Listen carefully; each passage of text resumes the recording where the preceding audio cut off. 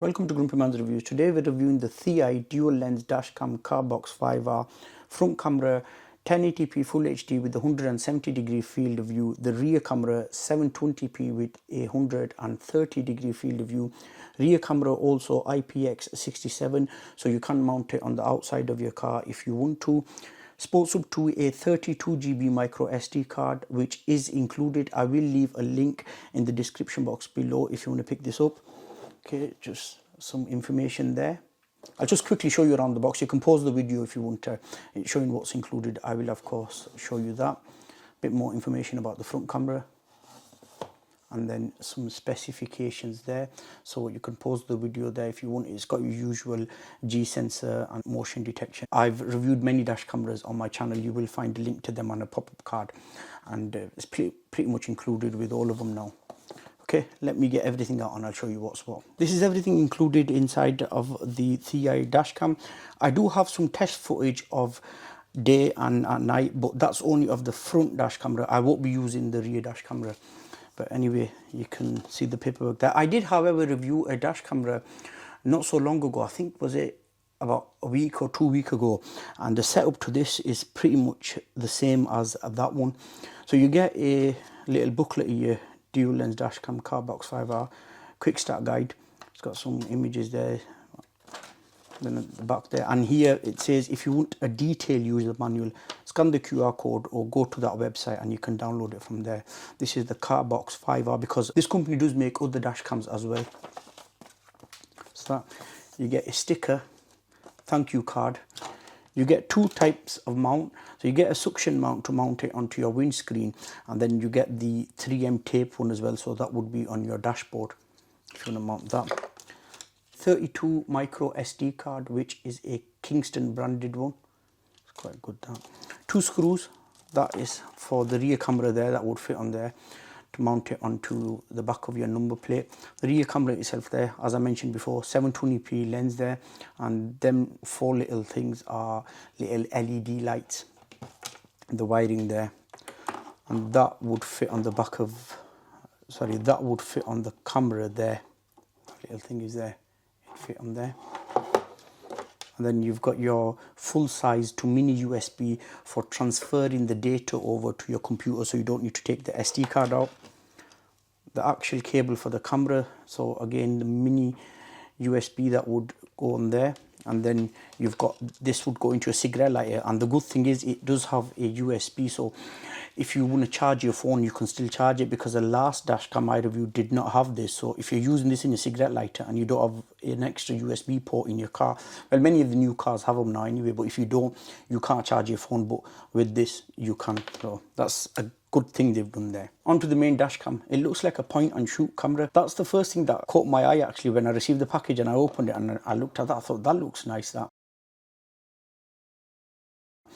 You've got your wide angle lens, 170 degrees as I mentioned before, 12 megapixel for pictures, f1.8, so good in low light.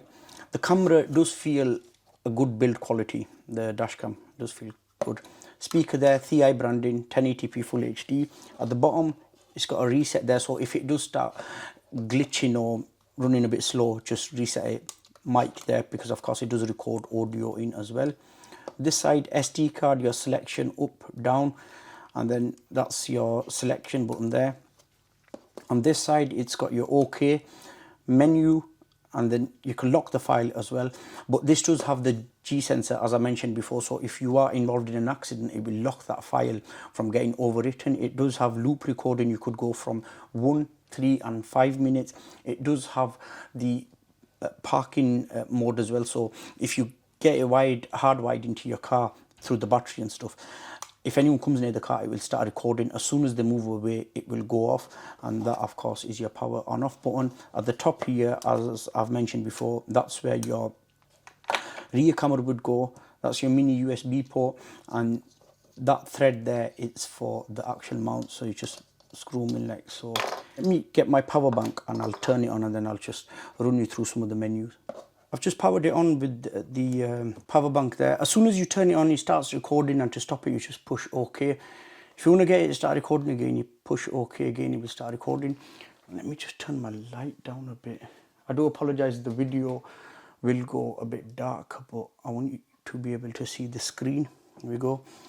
So if I push the menu button there, it's got resolution, dual camera. You could make all the changes there, arrow up and down. So let's say if I wanted to change the quality, I'd push OK, and then 1080 or 720p. And to select it, I push OK. And now again, if I push that button again, I could do the screensaver, autoplay and bleep. You may have noticed it's not making any sound. That's because I've turned that bleep off. When you first insert the card, make sure to format it, and then they do recommend format it every 15 days. So if I push this M button there, the menu, you can see that little hand symbol there. That's gone into pictures, 12 megapixel, and the symbol up there has changed. I don't know if you can see that symbol there. That's changed to a camera sign, so it's letting you know that it's going to take a picture. And if I were to push M again, that's what I've recorded. So as I mentioned before, as soon as you feed it power, it will start recording. To stop it, you push OK. As soon as I plugged the power bank in, it started recording. You could view your files back while you're on the go as well, which is good. For the price, it's a good decent dash cam. I mean, it's not the best I've seen, but the quality is okay. But because I'm going to upload this to YouTube, they will further compress the file. So now I will play you the footage of day and night.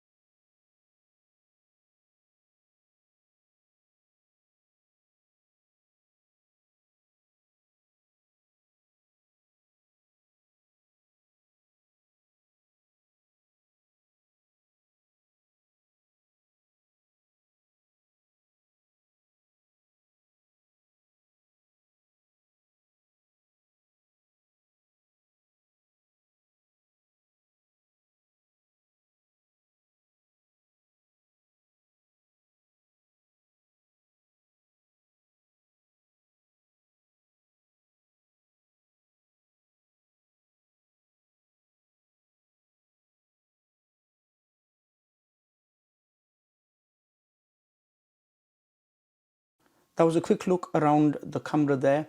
You've seen the image quality day and night. So do let me know what you think in the comment section. And if the video has helped you out, give it a thumbs up. If it's your first time here, do consider subscribing, because I do upload different product review videos every week. Hit the bell notification, that way you won't miss a video. My friends, as always, thank you very much for watching. I'll see you all in my next video.